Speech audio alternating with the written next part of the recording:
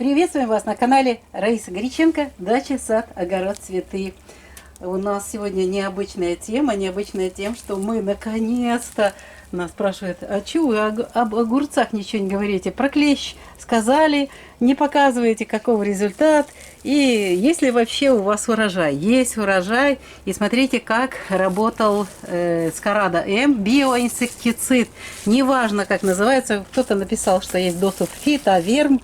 Используйте любой. Видите, начало было, и далее не развился. Вот купировалась вот эта часть, вредитель там был уничтожен, съеден, и дальше на лист не размножались клещи, и, естественно, лист более-менее нормальный, но в плане того, что чуть-чуть пострадали. Нижние, видите, я вовремя это все делала. Ну, а что мы делаем сегодня? Сегодня у нас водолей, и очень важно в водолее провести зеленые операции. Смотрите, я из-за того, что был сожженный путь полнолуния, нельзя было обрезать, зеленые операции были запрещены. Я лучше пострадаю, чуть-чуть меньше урожай получу, но зато я уже, когда можно, вот это сделаю, обрезку эту сегодня выполним и получим здоровые растения. Оно дальше будет формировать огурчики и будет здоровым. И вот сегодня мы эту работу делаем. Значит, мы собираем. Мы, кстати, огурцы уже давно, в этом году давно собираем и их употребляем в пищу. Так, ну а эти оставим еще. Что мы делаем? Я формирую этот тип огурца. Это Арктика. Это огурцы, которые у нас растут. Сейчас мы с вами идем, покажу. Вот они вначале, когда им какие-то что-то не нравится с погодой, они по одному огурчику формируют. А вот дальше, смотрите, здесь по центру теплицы, здесь теплее и уютнее. И смотрите, это букетный тип огурца. Арктика. Именно Арктика. Не простые сортовые огурцы можно вот таким образом в один стебель. А именно Арктика или же другие огурцы, которые имеют вот этот букетный тип завязи. Вот эти огурцы мы в один стебель, огурцов очень много, подкормка, поливы, и на этом стебле формируется очень много вот этих прекрасных вкусных огурчиков. И сразу же отвечу тем, кто возмущается, что это невкусные огурцы. Арктика один из самых вкусных огурцов. И это не голландский, это корейские огурцы, а корейские селекционеры в деле вкуса имеют понимание, и не только, они работают в этом плане очень хорошо. Ну что, вернемся давайте к тому огурцу. Я еще раз покажу, как я буду сейчас опускать. Вот эта формировка в один стебель. Мне понравилось, как одна зрительница говорит: Раиса правильно делает, не думает там особо, что как делать, не занимается, не тратит время на какие-то придумки. Я очень просто все это делаю. Я убираю листья. Во-первых, они старые, они отработали, здесь только вредители. Смотрите, даже что было. Муха минирующая.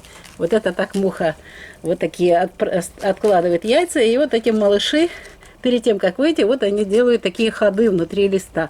Вот здесь был клещ, здесь были мухи, но мы всем им сказали нет, и мы их убрали. Но вот эти листья я выбираю почему? Потому что, во-первых, они отработали. И здесь уже огурцы мы собрали урожай. Ну, а во-вторых, если они будут по земле вот тут находиться, то они начнут нам создавать проблемы. Потому что и заболевания, но старенькие они старенькие. Все старенькое отработало. Та же пчелка 30 дней прожила, и она знает, что она сделала свою работу, и она умирает, погибает эта пчелочка, но она выполнила свою задачу. Наши растения тоже, это живые души, они сейчас слышат, что мы говорим, они знают прекрасно, что они созданы для того, чтобы прийти к нам на стол плодами, но им очень нравится еще, когда мы с ними работаем, заботимся о них. И вот у нас получается, эти огурчики снова же формируются. Смотрите, тут уже букетики у нас будут, вот они, по 4 штучки. Вот, и теперь я обрезаю. Так, еще здесь у нас лишний пасынок. Вот. Бывающая луна, можно срезать. И смотрите, уже немножко я делала уже полукруг. Уже был у меня один такой зеленый зеленая обрезка, зеленая операция. И вот таким образом аккуратненько слаживаем. Видите, у нас здесь солома. И на солому складываем. Спрашивают меня, сразу же отвечаю на вопрос.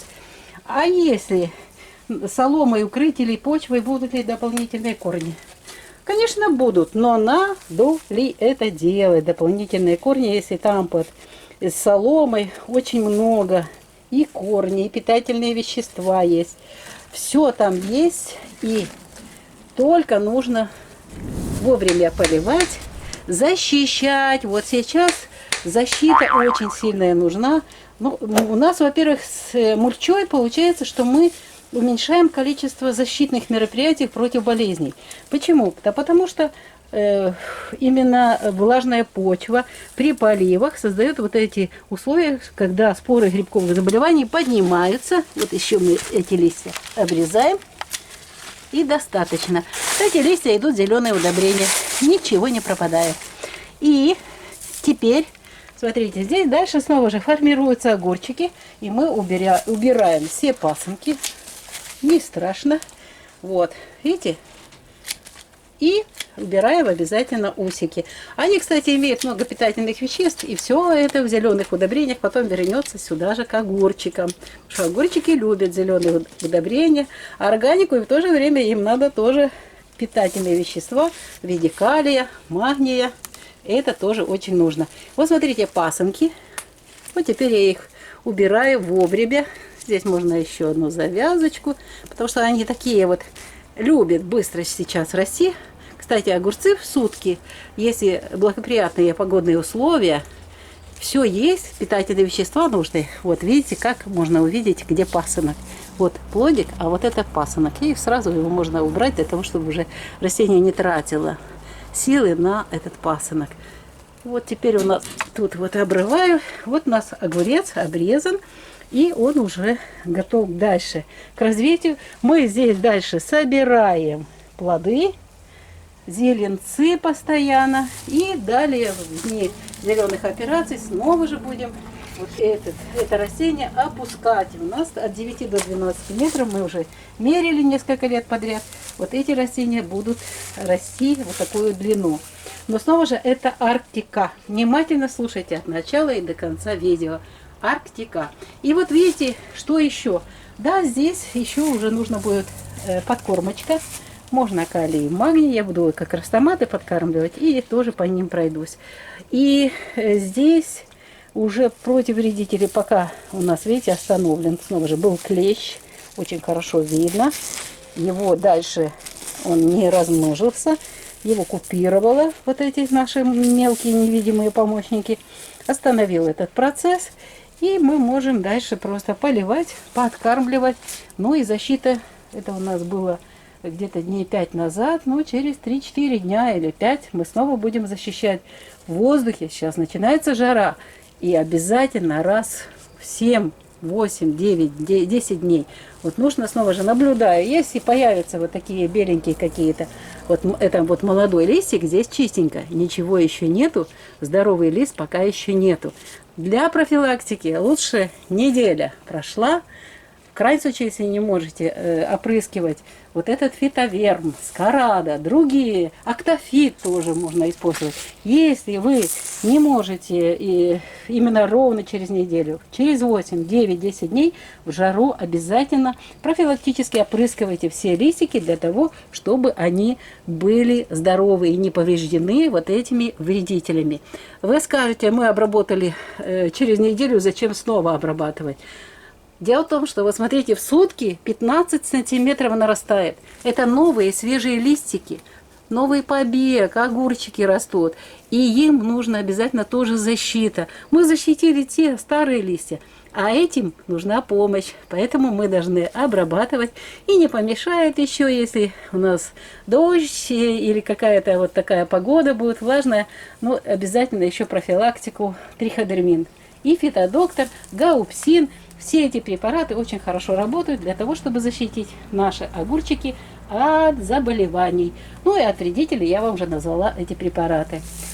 Вот такая тема. Мы сейчас до конца дойдем этот ряд.